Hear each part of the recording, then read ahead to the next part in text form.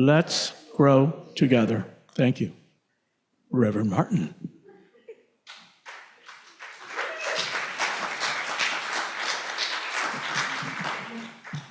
A few years ago, when I was senior minister at the Center for Spiritual Living, Florida Gulf Coast, over in the Tampa Bay area, we had a fellow who started attending quite often on Sunday mornings, and then all of a sudden, we didn't see him anymore. And one of our members ran into him in a store one day and asked why we hadn't seen him, and he replied, "Reverend Martin quotes the Bible too much." Well, too much is, of course, a very subjective thing, but you are hereby warned. Today's talk is going to be heavy on biblical references. In other words, I'm going to be preaching the gospel. Can I get an amen? Thank you, brothers and sisters. Well, my text today is from the Apostle Paul and his second letter to Timothy. Now, Timothy was one of Paul's proteges. They almost had a father-son relationship. And Paul writes to Timothy, "Stir up the gift of God, which is within you. For God has not given us the spirit of fear, but of power and of love and of a sound mind." Stir up the gift of God. So let's break this down. First, where are the gifts? Well, according to Paul, you don't get them by going to a so-called holy place or by being blessed by the Pope or some guru. You don't acquire the gifts of God by praying or asking for them. The gifts of God are within you. And they always have been, and they always will be. The gifts of God are yours because you are alive, an expression of the one life. Now, spirit never makes anything that's useless. So, the fact that you are here means that you are important to life. And that importance is reflected in the fact that the gifts of God are within you. And what are those gifts? Well, if you're one of our regulars, you may have heard us recite Thomas Troward's list: life, love, light, power, peace, beauty, and joy. Life is what you are. Love is how you got here. Light is the wisdom and insight you need to travel your path. Power is that part of your inner being that is totally undisturbed by external circumstances. Beauty is what can be found absolutely anywhere and everywhere if we are looking for it. And joy is the result of recognizing, using, and being grateful for all of our other gifts. During the years I was doing my ministerial training, I came up with my own list of the gifts of spirit. I'm not saying it's better, but it does have one small advantage, which I'll tell you about in a moment. So here's my list: life, love, and light, power, peace, and prosperity, wholeness, health, and happiness. Now, the small advantage for me is that it was easier to remember.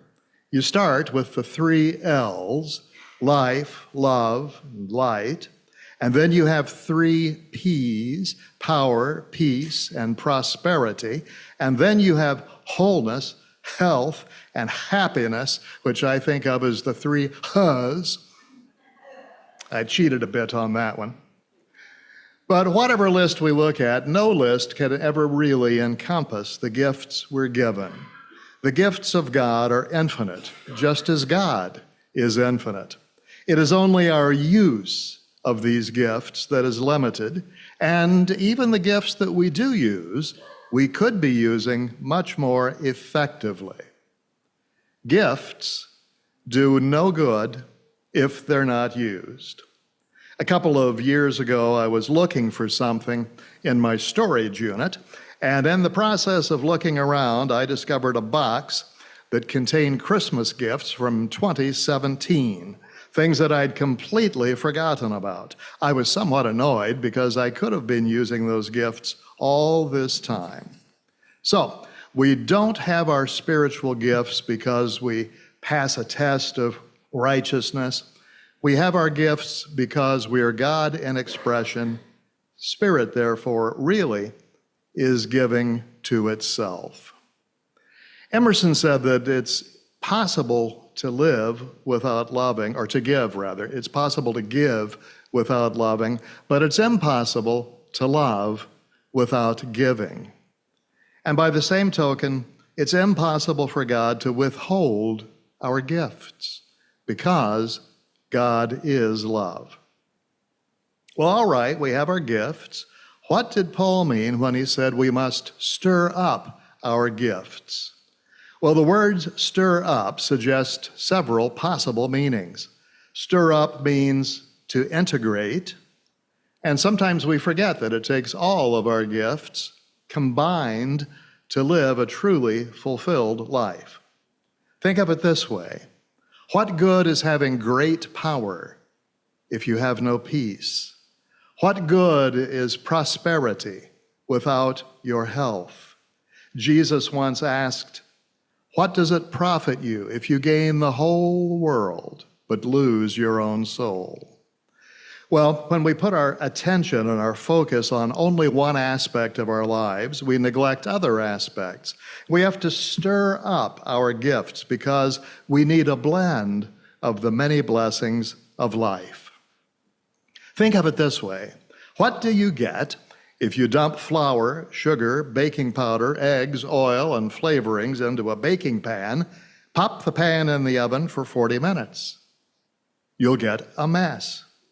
You've got to stir up those ingredients, blend them together, and they then produce a result that is greater than the individual parts. Stir up can also mean to consciously change. The only constant in the universe is change. Change is always happening, whether we want it to or not. So if change happens anyway, would we rather let change affect us, or would we rather effect change? In other words, are we going to try to be in charge of the change, or will we let change toss us around like a boat in a storm? The gifts of God are our instruments for effecting change. Even the most positive, life-enriching change may require us to move outside the bounds of our comfort zones. We must learn very often to do things that we'd rather not do in order to do what it is that we truly want. Now, I'm not talking about being uncomfortable just for the sake of being uncomfortable. That is masochism. I mean being willing to grow into your dream by working through whatever is required to achieve the result you want. To use a personal example, I can tell you that it's very rewarding to be able to play the piano. And for several years in my life, I made a living in a very enjoyable way because of that ability. But learning to play the piano, that wasn't quite as thrilling. It was several years of practice, a lot of boring repetition, and frequent frustration. But no one ever became a competent pianist any other way. Stir up the gifts of God. Stir up can also refer to fanning the flames. That's another meaning. You know, it more nearly probably fits Paul's meaning. In those days, Greek was the language of the educated classes, and Paul was more than merely fluent in Greek. He was eloquent, and much of his writing is quite poetic. And the Greek word that we've translated as stir up actually means in Greek to kindle a flame or to keep a fire going. And throughout the Bible, spirit is frequently compared to a fire, that which provides light and warmth. And to have a fire, you need several things. You need a source of fuel, something flammable like wood or coal or gas or oil.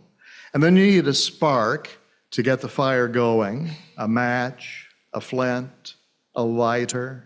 And you need kindling, something that burns very easily, something with which you can start the fire, such as dry twigs, wood shavings, or paper. Well, how does all this apply to us spiritually? For our personal spiritual fire, our spark is an idea. The idea usually just pops into our heads, seemingly out of the clear blue. And even if it's the solution to a problem that we've been wrestling with, that solution generally arrives when we're thinking about or doing something else. It tends to happen when we're relaxed, because that's when we're the most receptive. So the idea is the initial spark. What about the kindling? Our kindling is whatever resources we already have. The people, places, and things that are part of our world, they all have the potential to provide fuel. And then we have the job of fanning our divine spark into a flame. So we start with the spark of an idea. Our kindling is the resources we have at hand, and our activity fans the flame. We may begin with a very tiny spark. It's up to us to turn it into a healthy flame, and that means we've got to do the work.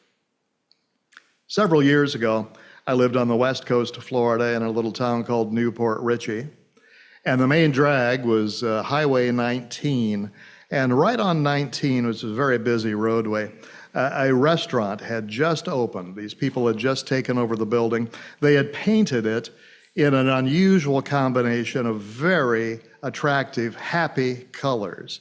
The place looked like fun, even including their name, Hullabaloos. And as I drove by, I thought to myself, this would be a great place to do sleight of hand magic from table to table, something that I had done professionally many years prior. And I told myself that I would stop by one day soon and introduce myself to the management and see if they were interested. Something fun for me to do. Well, for whatever reason, I didn't get around to visiting the place. So imagine my disgruntlement when I drove by one day and there on the marquee was Thursday nights, magician. I had the spark, but I didn't use the kindling, and so I didn't fan the flame. Spark, kindling, flame. And then once you've got the fire going, it needs to be tended, continually fed and nurtured, or it will go out. Negative thinking is the great enemy of your fire. It creates the wrong environment. There's no oxygen in a negative mindset, and the flame gets smothered. So we must be prepared to spend the time and energy necessary to keep our inner fire burning brightly. And that's another meaning of the phrase stir up, to be active. One of Jesus's parables was about a wealthy man who had to travel to a distant country. And before leaving, he delivered some money to each of his 3 servants and told them to be good stewards of what he had entrusted to them. And upon his return, the first 2 servants showed him how, by investing the money, they had doubled it. And the master was very pleased, and he shared the profit with his servants. But the 3rd servant explained that he took no chances. He buried the money, and there it still was, every penny of it. No less, but no more. And the master said, "You foolish man, you've squandered the gift. You receive no reward." So we can't bury our gifts. We need to stir them up. Stir up the gift of God which is within you, for God has not given us a spirit of fear, FEAR. You've probably heard the many acronyms that have been constructed out of those letters. False evidence appearing real, forgetting everything's all right. Emerson told us that fear always springs from ignorance. Ignorance of what? Ignorance of our gifts. If God be for us, who can be against us? Is there any power to oppose God? That is, if God is all there is, can God be opposed to God? And if God is all there is God everywhere? Well, there are a few places where God is not. God cannot be found in yesterday.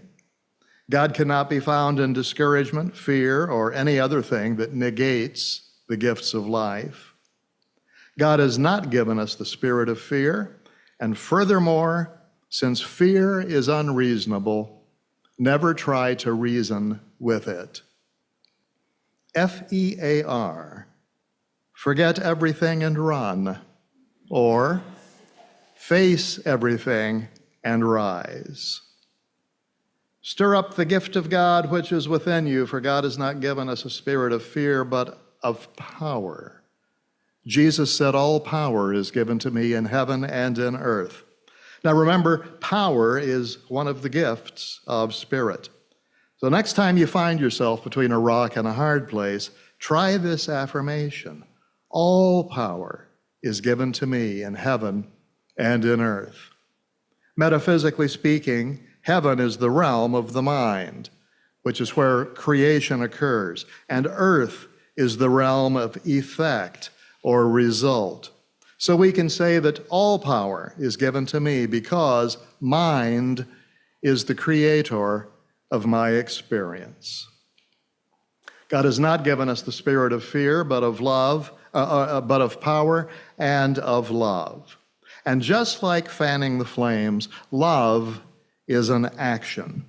Like every other gift of the Spirit, love is nothing at all until we put it into practice. No one will ever know what you mean when you say God is love unless you act it as well. Love is the divine impulse behind helping others. Love is being non-judgmental. Love always acts for the highest and best good of all. And as a bonus, perfect love casts out fear. The book of Romans tells us that all things work together for good to those who love God. Not that it's all good, but that all things work together for good. I have no idea if love really makes the world go around, but at the very least, it makes the trip a lot more enjoyable. God has not given us a spirit of fear, but of power and of love and of a sound mind.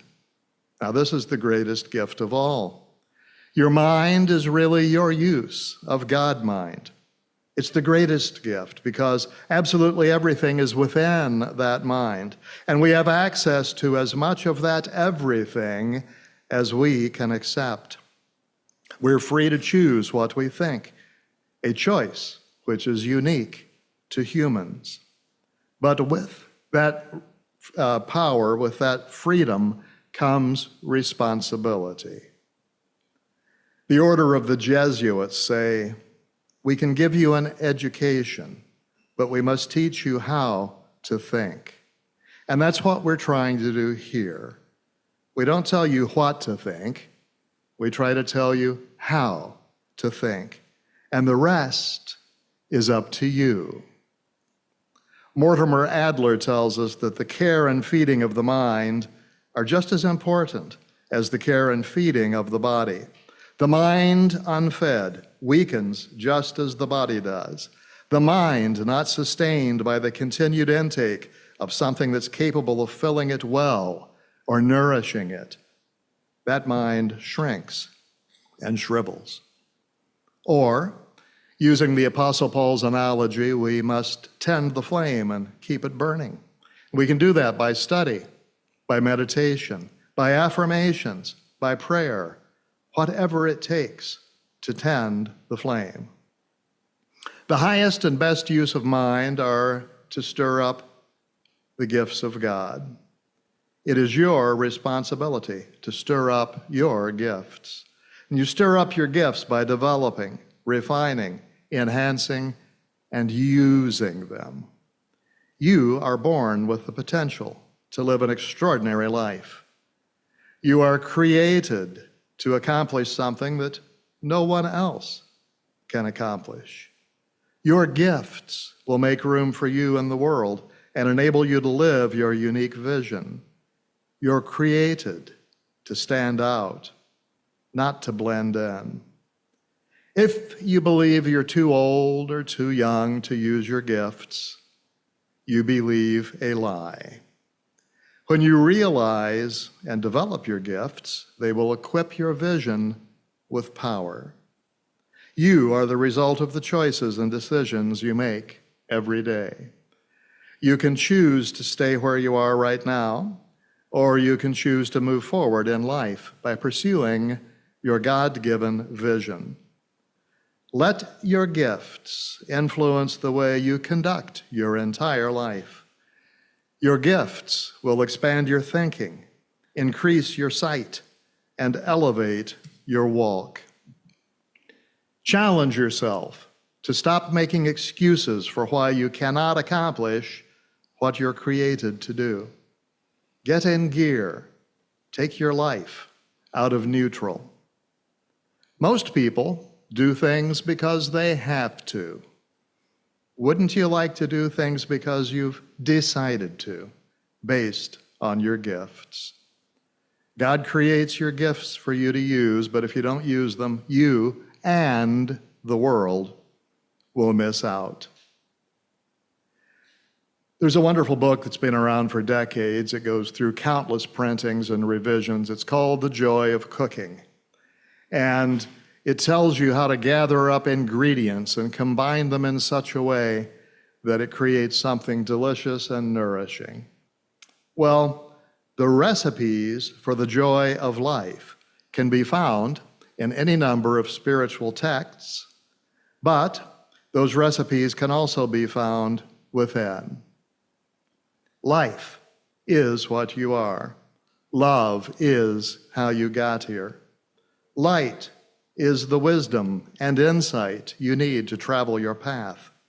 Power is added to light to bring your ideas into experiences and forms.